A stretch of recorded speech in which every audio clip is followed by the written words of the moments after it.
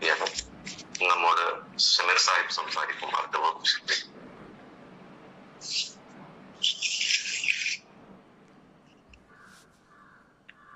അൽഹംദുലില്ലാഹ് വസ്സലാത്തു വസ്സലാമു അലാ റസൂലില്ലാഹി വഅലാ ആലിഹി വസഹ്ബിഹി അജ്മഈൻ. പ്രേം നിറഞ്ഞ സഹോദരി സഹോദരന്മാരെ, അസ്സലാമു അലൈക്കും വറഹ്മത്തുള്ളാഹി വബറകാതുഹു. അല്ലാഹു സുബ്ഹാനഹു വ തആല നമ്മുടെ ഈ ഒരുമിച്ചുകൂടൽ സ്വാലിഹായ അമലായി സ്വീകരിക്കുമാറാവട്ടെ.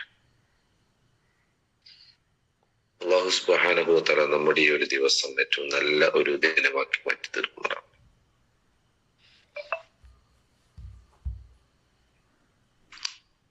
ഇസ്രാ മിഅ്റാജിനെ കുറിച്ച് ചില കാര്യങ്ങൾ സംസാരിക്കാനാണ് ഉദ്ദേശിക്കുന്നത്.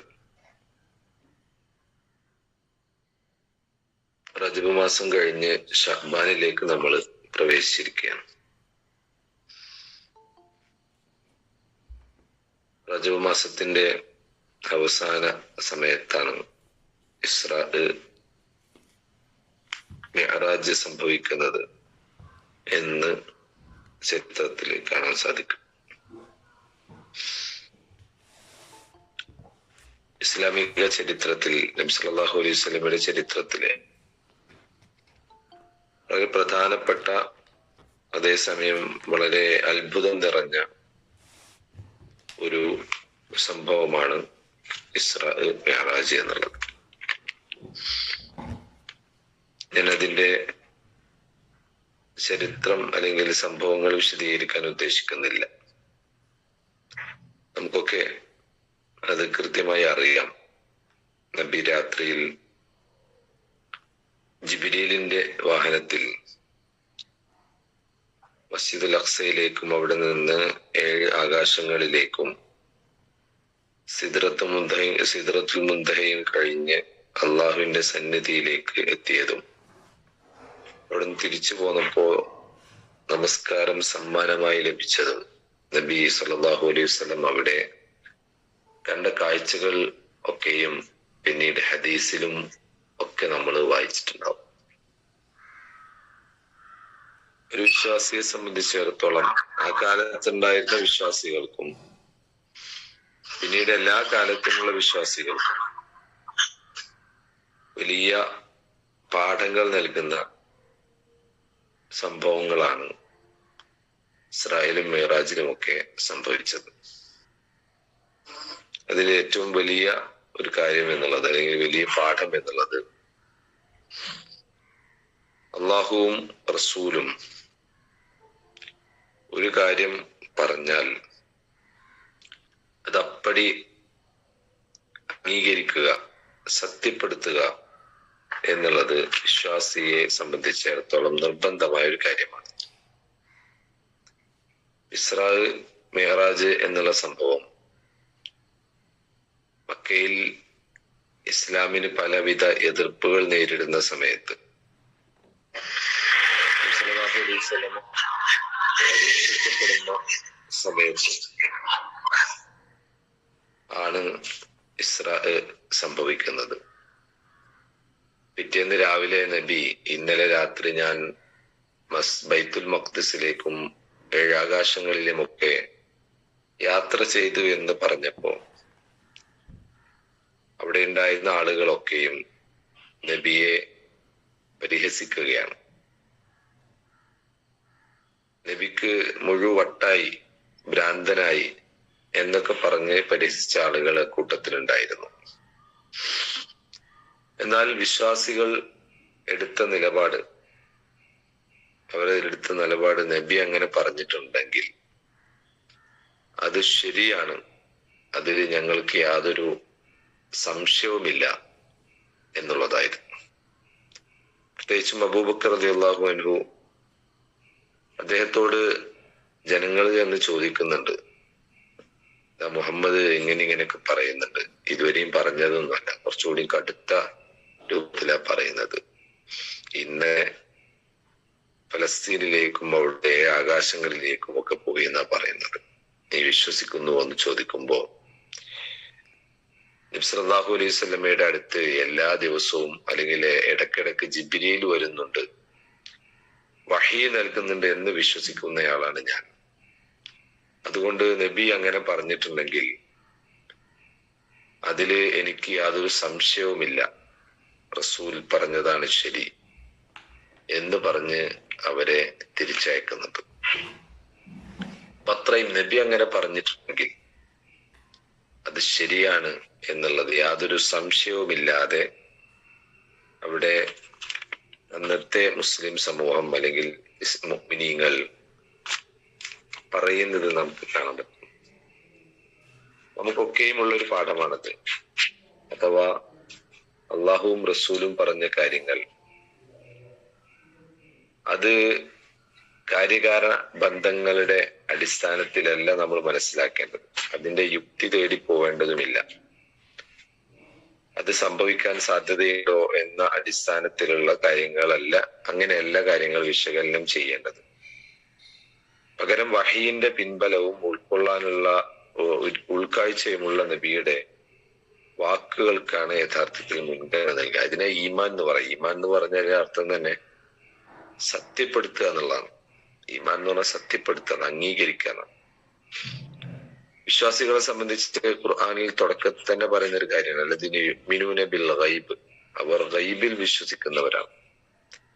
ഗൈബിൽ വിശ്വസിക്കുക എന്ന് പറഞ്ഞാൽ അള്ളാഹും റസൂലും പറഞ്ഞ കാര്യങ്ങൾ അവർക്ക് ഒരുപക്ഷെ അവരുടെ പഞ്ചേന്ദ്രിയങ്ങൾ കൊണ്ട് അനുഭവവേദ്യമാവുകയില്ല, അനുഭവിക്കാൻ സാധിക്കില്ല, കണ്ണുകൊണ്ട് കാണാൻ പറ്റൂല ചിലപ്പോ. അതുപോലെ തന്നെ കേൾക്കാൻ പറ്റൂല, അവരുടെ ബുദ്ധി കൊണ്ട് പോലും ചിലപ്പോൾ ആലോചിച്ചാൽ കിട്ടാത്ത കാര്യങ്ങളായിരിക്കും പറയാ.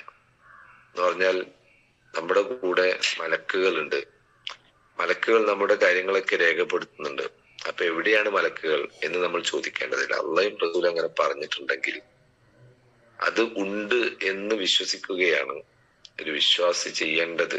അതിനാണ് ഈമാൻ, അവനാണ് മുഅ്മിൻ എന്നൊക്കെ പറയുന്നത് എന്നാണ് ഈ സംഭവം നമ്മെ പഠിപ്പിക്കേണ്ട ഒന്നാമത്തെ കാര്യം. രണ്ടാമത്തെ കാര്യം, നബി സല്ലല്ലാഹു അലൈഹി വസല്ലമ അതുപോലെ തന്നെ ഇസ്ലാമിക സമൂഹമൊക്കെ അന്ന് മക്കയിൽ 10 വർഷത്തോളം അങ്ങേയറ്റത്തെ പ്രയാസം അനുഭവിക്കുകയായിരുന്നു. നബിക്ക് വേണ്ടപ്പെട്ട, നബിക്ക് താങ്ങും തണലുമായിരുന്ന അബൂ ത്വാലിബും ഖദീജ ബീവിയും എല്ലാം മരണപ്പെട്ട് നബി ആകെ എന്താ പറയാ പറ്റ വിഷമത്തിലായിരുന്നു, അന്താളിപ്പിലായിരുന്നു. ഇനി ആരാണ് എനിക്ക് ഭൂമിയിൽ എന്നെ സഹായിക്കാനുള്ളത് എന്ന് ചോദിച്ച് നടക്കുന്ന സമയം ത്വായിഫിലേക്ക് നബി സല്ലല്ലാഹു അലൈഹി വസല്ലമ പോകുന്നു, ഉമ്മാന്റെ വീട്ടുകാരുടെ അടുത്തേക്ക്. അവിടെ എത്തിയിട്ടും അവരെ അടുത്തുനിന്ന് ഒരിക്കലും പ്രതീക്ഷിക്കാത്ത രൂപത്തിലാണ് അവർ പെരുമാറിയത്. പരിഹാസവും കല്ലേറും ഒക്കെ ആയിട്ട്.